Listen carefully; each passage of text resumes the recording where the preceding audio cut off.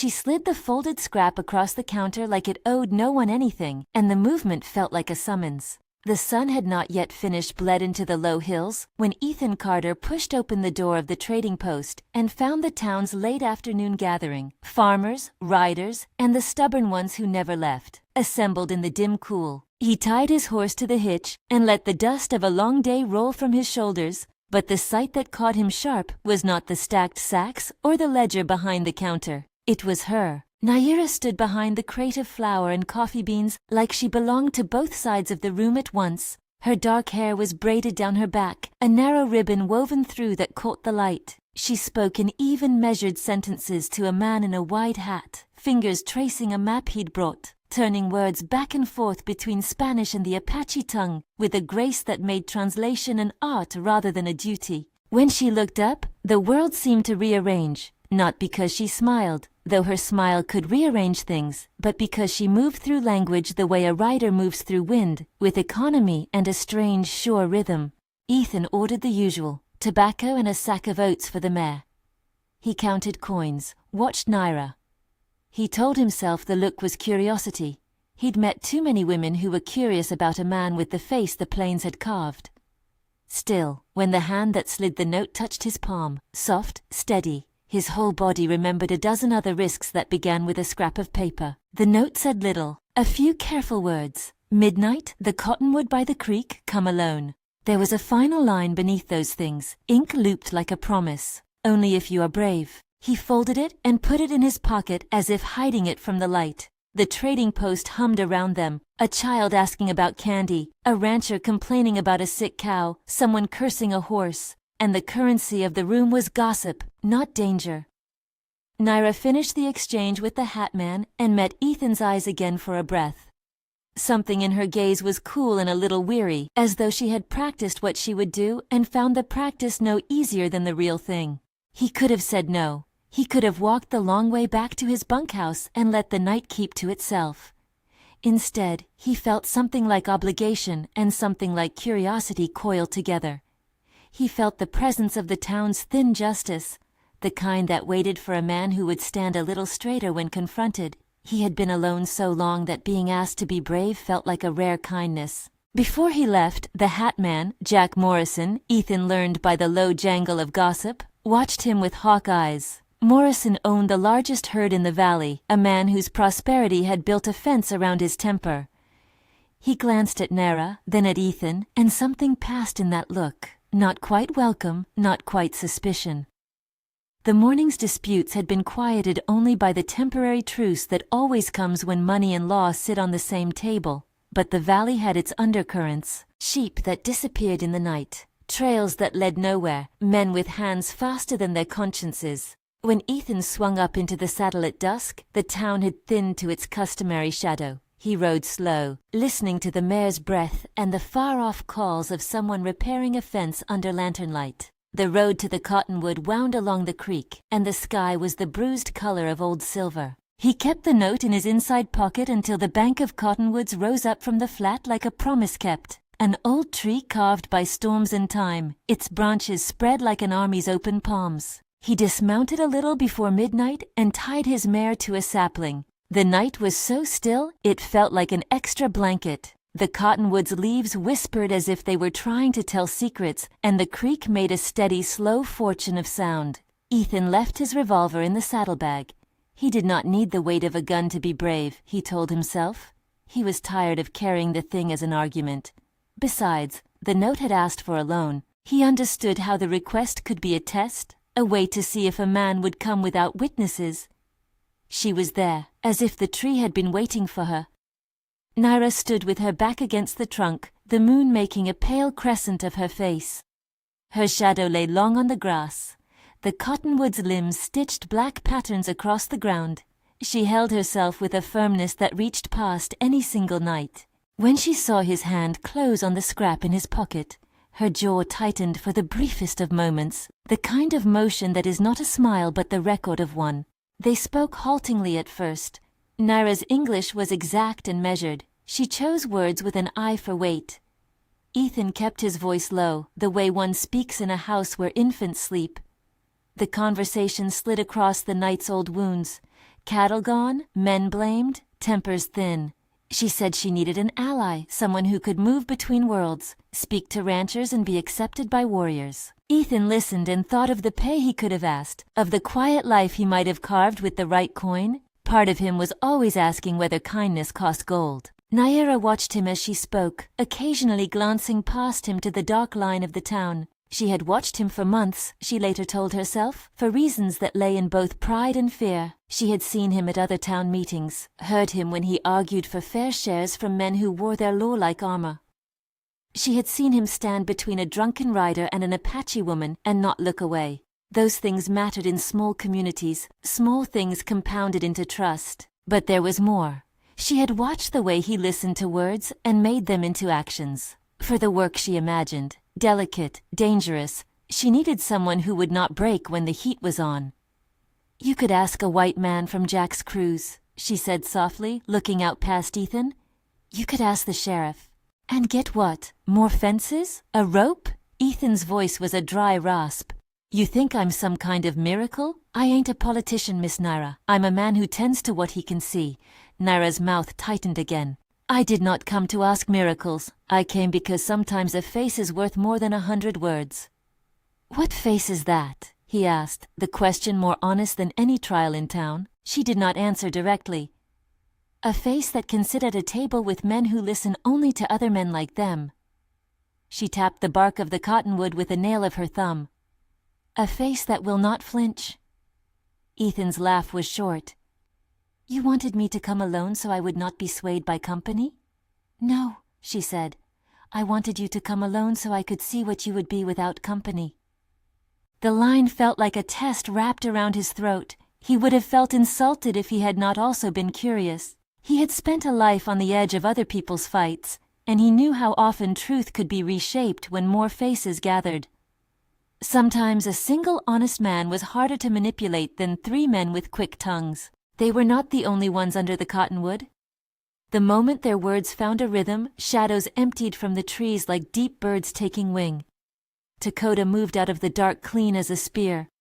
He looked at Ethan the way a man looks at a stranger who might be trouble. The younger men who followed him were steady and silent. They had the lean coiled in them that comes from a life of watchfulness. Dakota's face had the same features as his sister's, but it carried a hard line Ethan could not mistake for pride alone. Protection, he thought, not posture, but duty. Before any hospitality had been offered, a second cluster of silhouettes separated from the town's horizon, wide-brimmed hats and the distinct scrape of boots. Jack Morrison stood at their center like a man who had wrapped the valley around himself. His foreman and several ranch hands trailed behind, hands resting on hips as though the world were theirs to measure by the width of their belt buckles. For a wild second, Ethan imagined a fight. Moonlight made the lines of the men's faces hard. Tacit questions hung between them like cinders. The cottonwood under which they gathered had become a courtroom and a church at once. Naira stepped forward, palms open, the only small light of ease in the circle. "This is not for you to take," she said. "Not yet." Morrison's laugh scraped. "Who are you to tell me what is taken? You're half-born then half-schooled, Miss Naira. You come to my town and tell me my cattle are being stolen. You tell me who to trust. You ask a stranger to come alone? Where's your sense?" Dakota's hand found the haft of a knife at his belt. "That man's not a thief," he said, voice low and controlled. "He's the one who could help." Ethan pulled his hat down a little, letting the moon shadow his face. "I told you my name when I came. I am not an emissary of anyone. I'm a man who hates injustice." He said the words without heroics. They sat like a match struck in a dark cabin. The standoff hummed until Naira picked out a slow thread in the air with her voice. She told them about trails, about footprints leading in from the east where the scrub grew thick and men could ride without being seen. She spoke about brands that had been altered, about fences deliberately cut to make schedules for thievery, about men who moved like employment rather than desperation. And she did something that made both Dakota and Jack's men step in toward her. She showed evidence. From the folds of her satchel she produced a scrap of a hide, a rag marked with a bloody corner, a hair tied with a knot that a tracker would praise and a thief would despise. Mako, who had been leaning against the cottonwood's trunk with his eyes like small coals, moved forward and ran an expert hand over the finds. He nodded once at Naira in a way that said this was not theater, it was a map. "We don't have the numbers to take them on," Morrison said finally, the teeth in his voice gone to work. "Those men are organized, they move fast. You think a town's pride can stop them?"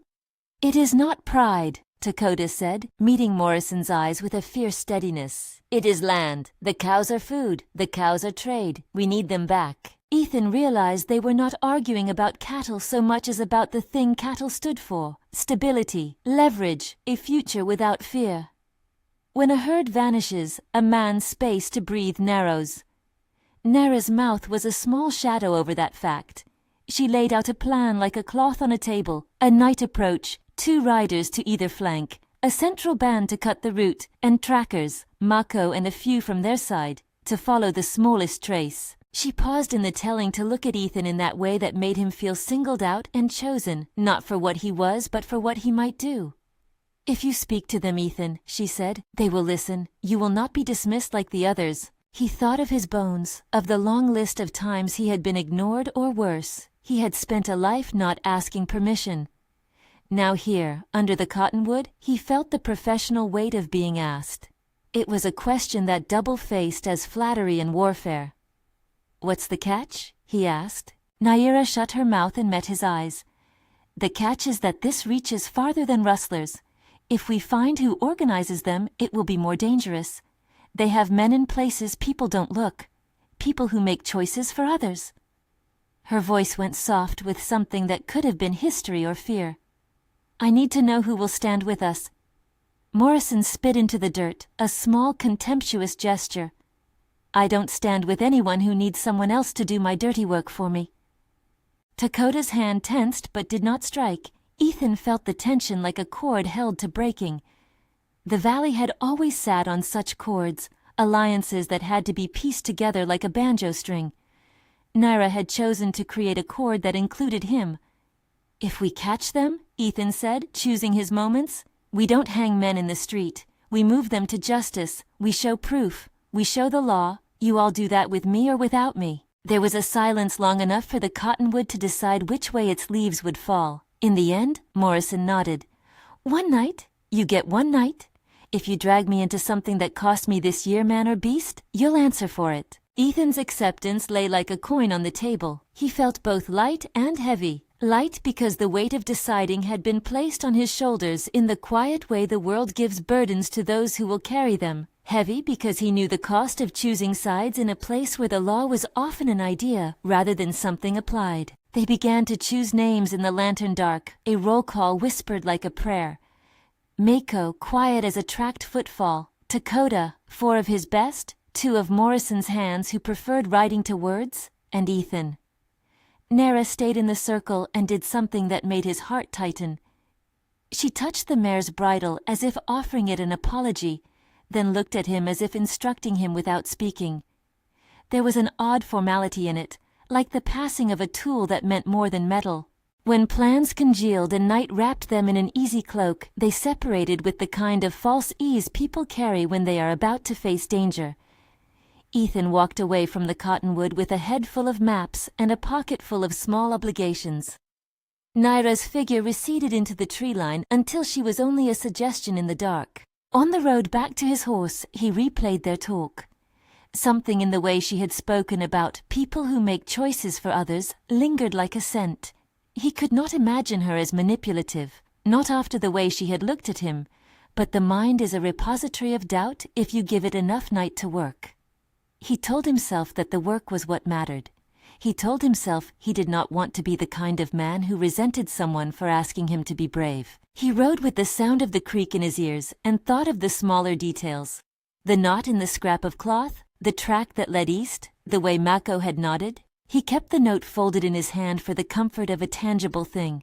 The next day was a quiet stacked with the sense of things about to move. The town felt different, a place caught halfway between normalcy and fever. Ethan spent the hours checking saddles, mending straps, and making his mind even by the steady tasks of a ranch hand.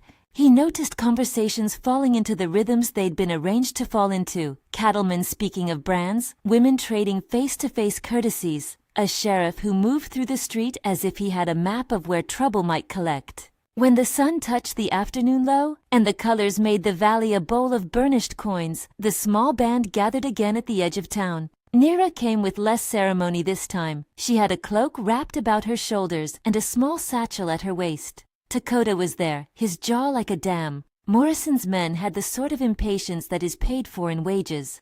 Mako sat quiet and watchful. Ethan slid into place beside him, with the easy movement of a man who had ridden through a life of early mornings and late arguments. They moved out in the hush between sun and moon. The route they took sliced through scrub and arroyo, lanes that thieves used when they wanted to be invisible. The world smelled of sage and the iron tang of animals. Mako moved like a shadow across the hard-packed earth, the kind of meticulousness that tracked a chip of hoof, a broken twig that suggested a hurried crossing. Ethan watched him and learned. He had learned to read people the way Mako read land, the way they bend under pressure, how they hide fear, where they place loyalty. They found tracks, the path of a dozen hooves, one brand obscured by hurried hands. The air was cool enough to make breath sharp. The night's blue came early. They set up in 3 lines, the plan whispered and remembered. Ethan's role was to be the visible man, the face that would stand when other men might run. It felt odd to be chosen for his face, but the world had little sense of what true courage looked like. Faces were often the coin people trusted most. Action came simple, a rustle of night creatures, the soft creak of leather, the sudden geometry of men and animals in motion. They caught the thieves with the precisions of rehearsed movement, not the clumsy crash of a drunken raid. Men shouted in low, hard voices, horses reared, a few figures bolted like startled birds. The thieves had not expected to be cornered by a band that functioned like a single muscle. In the end, they took back several animals and left others behind. There was not the blood Ethan had braced for. The men surrendered more out of surprise than out of the wish to be lawful. When the dust settled, there was a strange breath of victory and an even stranger weight of things unresolved. They had done something that warranted praise. Mako checked the brands, and Dakota smiled once at Naira, as if to say the night had been worth it. Morrison's face had the tight, stingy pleasure of a man whose counting had gone well. Ethan sat on his empty mount and let the scene fold around him. He had not felt the exultant joy that sometimes follows a small just victory. Instead, there was a soft tinny echo in his chest, like a bell whose clapper had dulled. They rode back into town with some of the recovered animals tethered behind them in a slow, triumphant procession. People woke their doors and leaned out. The sheriff took notes and the town murmured, a sound that can be a blessing or a verdict depending on your luck. Under the cottonwood again, they made a small rough tally. The work had been effective, the losses contained. Later, after the praise had rusted into tired conversation and the men had dispersed to their own needs, Ethan found Naira beneath the tree. The moon was a wash of silver in the open sky, and the cottonwood's leaves whispered as if telling the story of everything. He could see the way her hands moved when she was not trying to be careful, fingers tracing the seam of a cloak. A habit that told of nerves wounds small and fierce. He thought of the note in his pocket and unfolded it to read the ink once more under the weak light of the moon. There was no more writing on it, but something in the way the paper folded, the angle of the crease, the faint impression along the edge where it had been sealed, made his mind go to the small mechanics of how messages get carried in a place like theirs. He had been told, in passing, that Naira watched him. She had said it once, that she had seen him sitting in meetings, that she weighed his face against others. She had said nothing about orchestrating his presence. He watched her now, and saw how she kept her distance even as she was always in the center of things. She had been their mediator, and yet refused to let her own life be a matter of display. When he asked casually, "Did you write the note?" she hesitated in a way that told him more than any yes might have. Her fingers fumbled with the edge of a leather strap, and she breathed out as if she had to push air past the memories she kept. "I did," she said finally, and the single syllable landed between them. She bent her head and did not meet his eyes. "I wrote it because I thought you might listen. Why not ask for a meeting in daylight? Why the alone thing?" He kept his voice level. The question was not accusation, it was a simple search for truth. She pressed her lips together. "Because daylight gives too many eyes, because I cannot risk being a voice that is dismissed. Because I wanted to see whether a man would come without crowd. I needed to know what you do when no one else watches. He saw the shadow cross her face then, a tiny shape, like a moth's wing. She was not smiling, but she was not defiant either. What lay there was a mix of calculation and necessity. He thought he understood. He also felt the first small crack of being used, the coldness of a tool held in a hand that did not own you. "You could have asked for help without making me part of the plan," he said. She looked up then, and in her eyes there was the raw edge of something that might have been regret, or apology, or the unadorned truth of a woman who had to choose which lives to save. "We live in a place where proof is taken from the men who hold coins and guns," she said. "I needed someone who could be a face they could not ignore. I thought, we could not get what we needed without a man of the town who would not be dismissed." Ethan felt his chest tighten. The notion of being the public face of a cause had an old dishonor to it, as though he had been made the mask rather than the maker. He thought of how he had always wanted to be known for what he did, not what he represented. He had not minded being useful, but being used carried a different weight.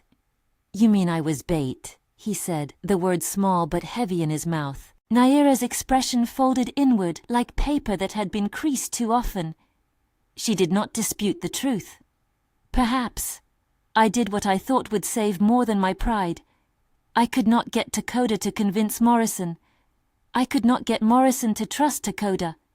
You were the bridge." Dakota, who had been standing a little way off, watched with a still face. His hand rested on the butt of his knife. Ethan could see the protective calculus there, whether this thing would be forgiven or would unloose a hunger he had no right to feed. In Dakota's eyes, he saw the reflection of all the decisions made by people who have to choose between immediate shame and long-term survival.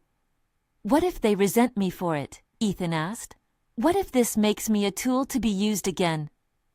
Naira's answer came slow and honest. "Then you tell me, and I will not do it again, or I will explain. I will take what blame I must if it means my people survive. I will not hide behind you because I like the usage of your face. I used you because I was desperate." She had, or she thought she had, a moral defense. She had not called him in secret because she enjoyed the secrecy. She had done it because, in a valley where power collected like dust, only certain faces could stop a man's hand from calling for retribution. That did not excuse the act of not being honest. It did not erase the quiet sting of betrayal. Ethan found himself looking at her and not hating her. Though the feeling of being instrumentalized cut like a hard wind, he felt the old impulse to walk away, to ride the long road until the town shrank to a memory. But he also felt the strange pull of obligations not entirely his own. He had chosen, that night, to be the face between men and laws. He had not chosen to be a pawn, but the two were sometimes painfully similar. "Why me, truly?" he asked, not for the accusation but to stitch some meaning. She searched for words. Under the cottonwood, the moon was a bright coin, and the air smelled faintly of crushed sage. "Because you listen. Because when you speak, men make room. Because you do not run when someone is angry. Because I thought you would keep us honest." He swallowed. The compliment was not without sting. He had never thought of himself as a man who could command rooms. He had thought of himself as a man who could hold his ground. "You should have told me I was a tool," he said, the words like iron filings thrown into the air. "I thought I had no right to ask you for that truth," she said. "If I had told you, you might have refused. So I tried to make the choice for all of us." Ethan looked at her long, and then looked away. The cottonwood rustled like a crowd murmuring in the background of a play. Respect and resentment mingled like two liquids that don't quite mix, and for a moment he was unsure which would harden into substance in his chest. The night offered no easy answers. There were pragmatic matters to handle. The recovered cattle needed counting, injuries tended, reports made. But in the arc of the cottonwood's shadow something else had shifted. A part of him that liked to be useful felt hollowed out by being used. A part of him sympathized with her calculations. He had always carried his own code. A small, stubborn honesty that had nothing to do with law and everything to do with what a man owed another man's honesty. They walked back to town in silence, the small party that had once been a knot, now unraveling into individual threads. Dakota kept his eyes on the dark. Mako walked close to him, as if a tracker could be companion and guard. Morrison's laughter was thin and brittle, and a sound that promised both profit and distance. Naira walked in step with Ethan, not touching him, but close enough that her movement made his skin aware of her presence. When they reached the trading post, she bent to pick up an unfurled piece of cloth and, in the same motion that felt like a courtesy to the world of chores, tied a small scrap to Ethan's saddle horn. It was a token, nothing more than a piece of woven fabric, but the action was loaded, a marker of gratitude and of compulsion, a thing both tender and transactional. Ethan ran his fingers over it and wondered where the line between being chosen and being used really lay. There were clues stacked into ordinary things that evening, the way Naira had observed him for months, the precise wording of the note that had left no room for another companion, the way Dakota and Morrison had both been placed at the same meeting as if the night had been designed to force a certain public performance. These were threads that, taken together, might weave a different picture than the one he had assumed at first. That a woman with more truth than she could easily speak had simply been brave enough to call for help. He felt the seed of a realization take root, a small, stubborn thought that hummed like an insect in his ear. Perhaps he had not been merely invited, perhaps he had been positioned. The idea prickled with humiliation, but also with comprehension. There is a difference between being chosen and being placed where a choice looks like something else. The cottonwood shadows stretched over the trading post's roof as if nothing much had happened. Men laughed, horses stamped, the sheriff took his whiskey in the dark. Naira stepped away into the night like a woman who had done what she had to do and now wore the aftershocks quietly. Ethan stood a while longer, touching the bit of cloth on his saddle, and let the thought sit with him. He did not yet know if he would call her a liar or a strategist, a betrayer or a savior. He only knew that the world felt thinner than it had when he had ridden into San Rafael at sunset. There were more secrets than the valley had admitted to before.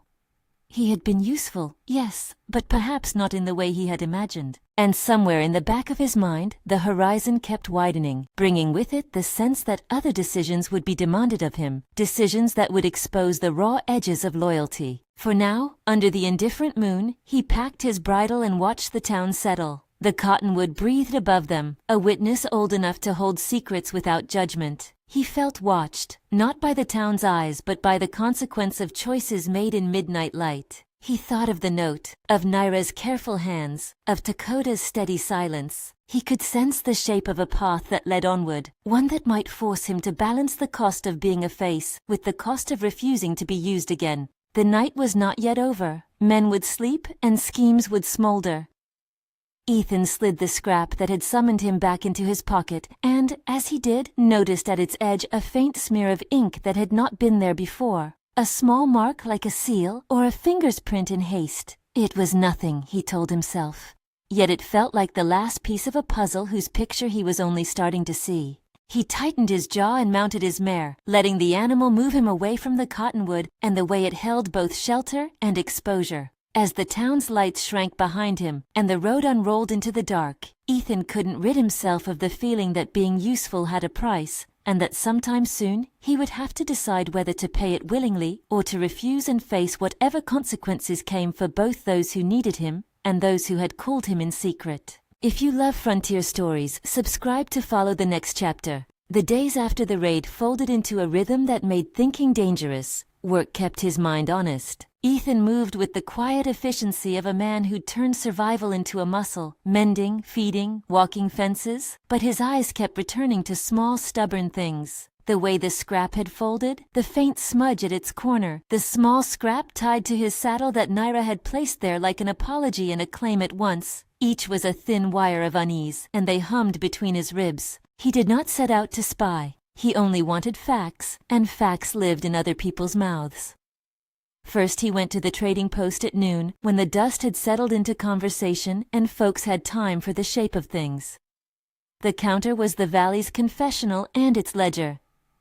Jenkins, who stacked sacks with the slow care of a man who never learned hurry, pretended not to see his approach until Ethan clapped a palm against the polished wood.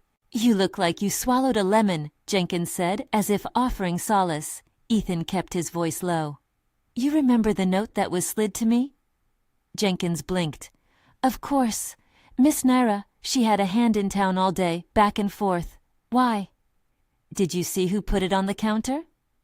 Jenkins rubbed his chin. Saw a little thing of a hand slip it. Girl, I think. But the way it's folded, like the scribe at the church used to do, neat and notched, made me think it came from someone with care.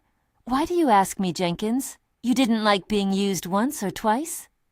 Ethan let the small laugh out like a breath. Maybe. Did anyone else speak about it? Anyone you heard from Jack's side? Jenkins' mouth tightened, and he leaned in as if there were coins to be traded for secrets. Jack had a visitor that morning. A man with a soft voice said he had business. He lingered by the post like a dog that knows a bone. He asked about a few men, named you once on a whim like he was checking a ledger. Jack's eyes found you same day. He looked like he was measuring if you'd be worth a loan. That did not prove anything, but it braided with Ethan's suspicion. He let Jenkins talk about small things, who'd been in and out, what words had been floated, but the thread he wanted might be beneath tongues. He wrote on to the sheriff, a man who kept a notebook that liked to pretend it was the pulse of the valley. Sheriff Mulligan was square-shouldered and liked certain types of fact the way others liked whiskey. When Ethan mentioned the scrap, Mulligan's jaw worked. There's a crease on this one like a postcard folded for hiding, Mulligan said, pulling the scrap from its place in Ethan's pocket and holding it as if the paper were a relic. He turned it under lamplight and frowned. This mark, see? Not from the usual paper. I saw it once on a ledger where Miss Naira kept receipts. But that's not proof. People share papers. Ethan left the sheriff with a way to watch the town's comings and goings, which felt small and sensible, then followed another track he hadn't wanted to. Mako. If anyone had been asked to watch, Mako would be the kind to carry such a request like a stone in his boot, known but not talked about. Mako was at the edge of the town where shadows leaned on the same habits. He was quiet until he wasn't. You watched me? Ethan said without ceremony when he found him. Mako's face gave nothing. He folded a hand against his knee like a man folding a map. I watched what I was told to watch. By whom? Ethan pressed. Mako's eyes flicked toward the cottonwood tree once, then looked away. It was a small courtesy. Even the giving of answers had a way of cutting open more questions than it closed. Words travel in different mouths. Sometimes words come as orders. Ethan waited for a name, a place, anything to break the neatness of the answer. Mako gave him instead a small, unwilling account. Naira asked him to keep track of a man she thought could bridge things.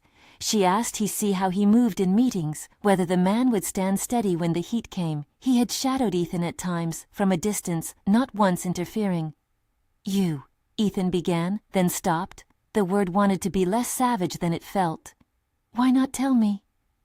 Mako's tone had a gravelly patience. She thought telling would spoil the plan. She thought being told would be refusal. It was a piece of the picture, not the whole, not yet. Ethan's pulse stuttered with a new, colder truth.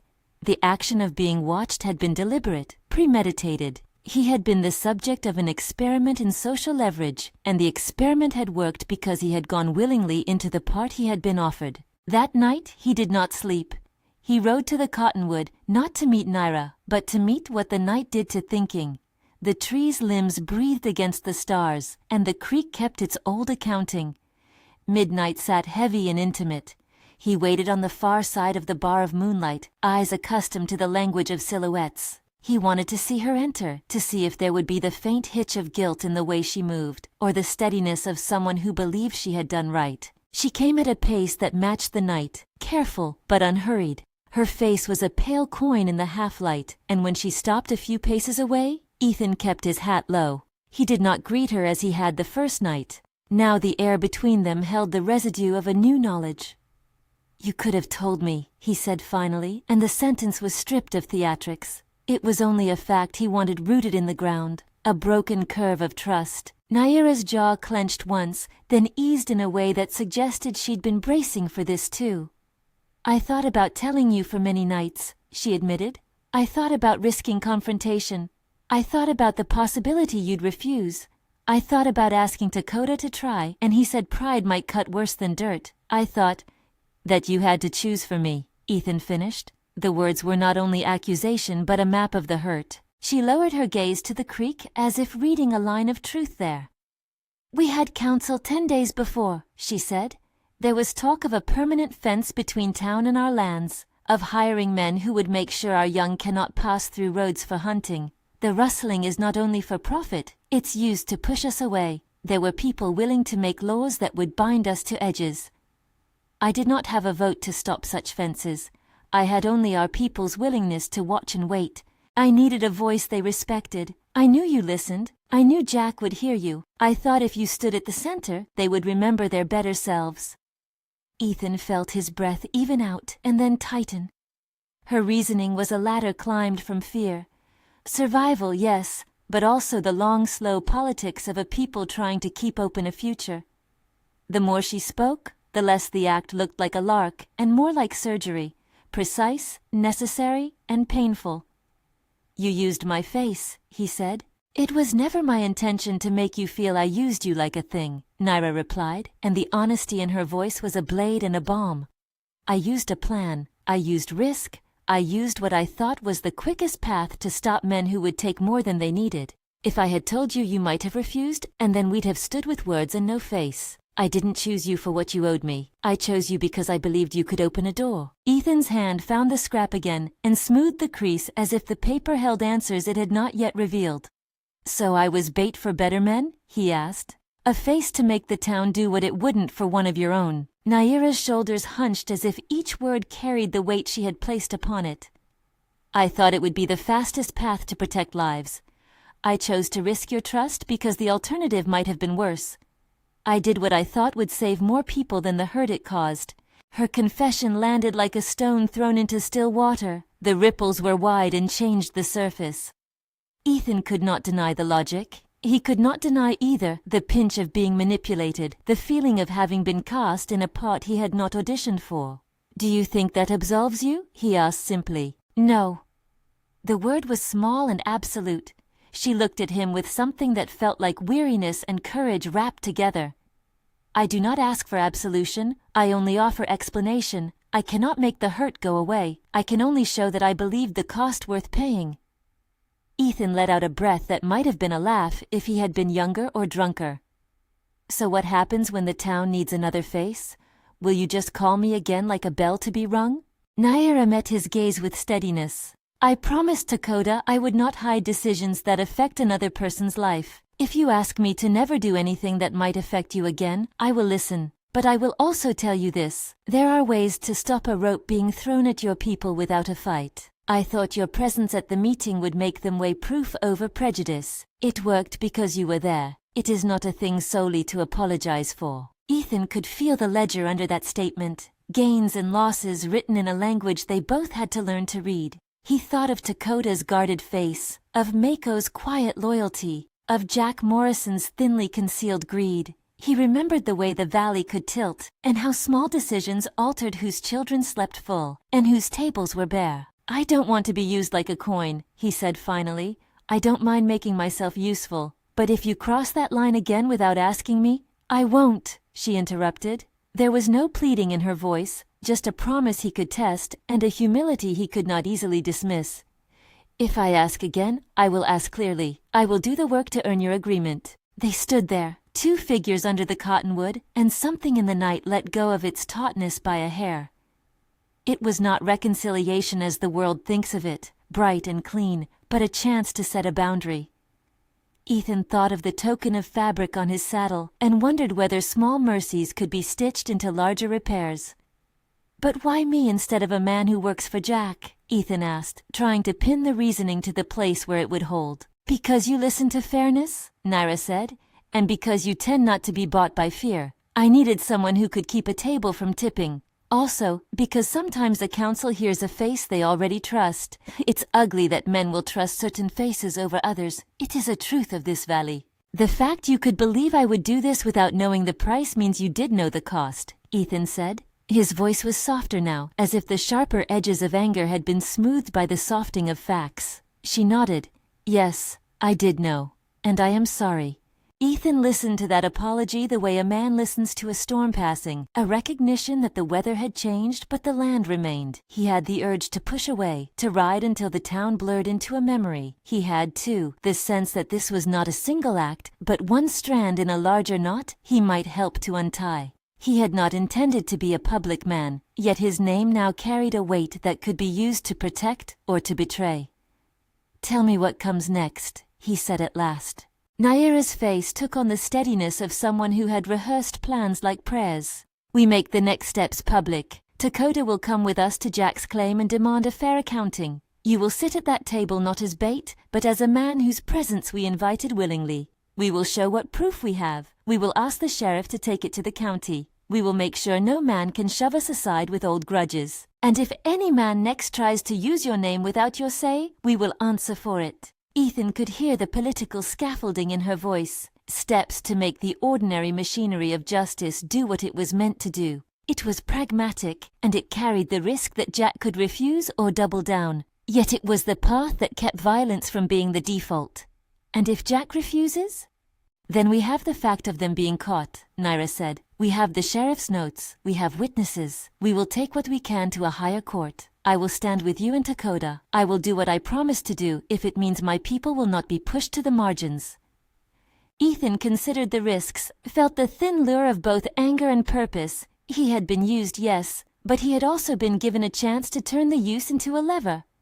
He had rights to his anger, and he had duties to a valley that had previously been for him a map of individualism. This new responsibility pulled at something like a cord he'd not yet learned to hold. "I'll come," he said finally, "but on one condition." "Name it," Naira replied. "No more secrets like that. No more being placed in a room without being told why. If you need me, ask me. If you think you must decide without asking, let me choose my response. And if this way of doing things, breaks something in me, you will carry that and not pretend it's only a small thing." Naira's eyes gathered the moon. "I will bear it," she said.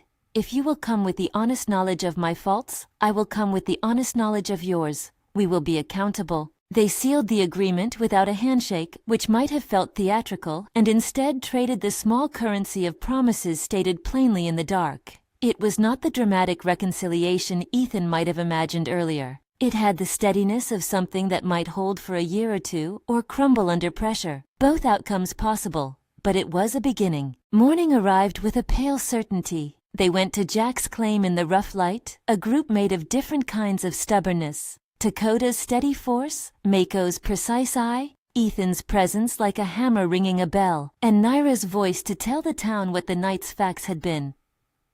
Jack met them in a yard that smelled of manure and coin, and the conversation that followed was law and bartering. Jack Morrison's face tightened into the geography of a man who measured trust like a fence post. He denied little of the evidence, but denied any organized malice. "They're just folk passing through," he said. "Men who need work and buy what they can. If you go dragging at every loose rope, you'll break more than you mend." Ethan pressed the points in his slow, deliberate way. "Your men cut fences, brands were altered, men rode with instruments to take cattle. We can show tracks. We can point to where the rope cut through the fence that night." He laid out the chronology with a clarity that left little room for comfortable denial. Jack's posture softened only an inch. "A man with the right words can make even a thin ledger look like riches," he said. "And who put you at my gate to play judge?" Naira stepped forward, and Ethan watched something in Jack shift when she spoke. Not sudden deference, no theatrics, but the mark that comes when you are being confronted by someone who will not leave the field until the facts are in the open. "This is not about you," Naira said, voice level and sharp. "This is about the men who take what is others to keep them from starving. We don't ask you to like us, we ask you to accept proof." The exchange was tense enough to make the sheriff take careful notes. In the end, Jack agreed to let the sheriff look into the claims on the condition that the town not be dragged into a feud. It was the sort of compromise that was a thin win and a fragile thing at once. Ethan felt the strong shape of the valley's politics, the way it gave small concessions in exchange for quiet. Days passed with the sort of forward motion that was not dramatic but steadfast. The sheriff filed reports. A county man came to read the brands. The workers at Jack's ranch grumbled but kept their hands from fire. The valley's balance shifted a hair toward justice, not wholesale revolution. For a moment, the world felt less like a ledger and more like a slowly moving river. But private reckonings are not so easily settled in public forums. The fact of having been used sat in Ethan's belly like a seed that might sprout into bitterness at any cold night. Naira might have expected him to forgive her quickly or resent her for longer. Either possibility was human and warranted. She watched him sometimes with the look of someone who feared she'd mismeasured the cost of a necessary act. Dakota watched them both like a sentinel who feared the politics of intimacy could be another war. One afternoon, as they inspected calf roping near a small arroyo, a face came down the road that both Ethan and Naira knew. A man with the solicitor's calm who delivered small legalities and large consequences. He carried a paper stamped with a county seal that said the sheriff's report had been filed and recommended a temporary injunction on the sale of certain lands pending investigation. It was not a complete victory, but it was proof that things could be moved by paperwork and evidence, not only by fists. When the emissary left, Naira turned to Ethan. Her voice was quiet. "This is what I wanted," she said. "It may not be the final thing, but it's a step. If I had not done what I did." "You did what you thought you had to," Ethan replied. He had no desire to rewrite her reasons. He only wanted to place them under the lamp of truth. "You did not tell me. You thought you couldn't." "It haunts me," she admitted. "This idea of choosing for someone else. It eats my sleep. I will not make that choice again." Ethan searched her face for the residue of calculation and did not find malice. He found instead the worn lines of someone carrying a responsibility that sometimes required unsavory choices. He felt his own rigidity soften, not collapse. There was respect, begrudging maybe, but real. Weeks melted, and the town's teeth no longer felt as sharp. Some of the men who had thought rustling a convenient trade moved on, their business diminished. Dakota smiled more often, small, rare, and Mako walked with a lighter step. Jack remained Jack, wary, capacious for profit and smaller for mercy. But one evening, as the cottonwood threw long cool shadows, Ethan found himself standing alone where the first scrap had been slid to his palm. Naira approached, and this time their meeting had none of the secret's thrill nor the betrayal's sting. The air between them was tempered into something like mutual respect. She carried a small jug and 2 cups, things for sharing the day's end. "You wear the fabric still," she said with a small smile, nodding to the scrap tied to his saddle horn. He ran a thumb over it. "I keep it so I don't forget I can be used and still choose to do good." She studied him for a moment and then sat beside him on the low lip of the creek bank. "Do you forgive me?" she asked, which was both question and a measure of herself. Ethan looked at the sky, where the first stars pinned themselves like small truths. Forgiveness was not a thing he could hand like a coin. It lived in gestures and time. "I don't know if forgiveness is a single word," he said. "Maybe it's a thing we build. For now, I accept your explanation. I accept the cost you paid, but I want honesty from here on. No more surprises." Naira nodded, as if that had been the bargain all along. "Honesty," she said, and the word landed between them like the setting of a cornerstone. They sat a while, the creek's talk a comfortable noise, the cottonwood above them a steady witness. It had been the place that had shaped the story, both their meeting and their reckoning. Maybe it would become the place of future conversations too. Perhaps someday, in some quieter season, they would stand there without the need for bargains, only because they had chosen one another in full sight. Ethan rose and dusted his trousers. He would not pretend the wound had evaporated. Being used had been a wound, and wounds leave their marks. But the valley had other marks, older and more necessary, the thin seams of alliance that hold communities together. He had been made a bridge, and begrudgingly he recognized bridges could carry weight that hurt those who built them. If he was to be a bridge, he wanted to be a willful one, not a prop. "Will you ride with me to the northern fence tomorrow?" he asked, because action cements the talk. "I will," she answered, "and I will tell you everything beforehand." He smiled, a small thing, but honest. They walked back toward town under the cottonwood's limbs, shadowed together without ceremony. Outside the trading post, people lingered and exchanged looks.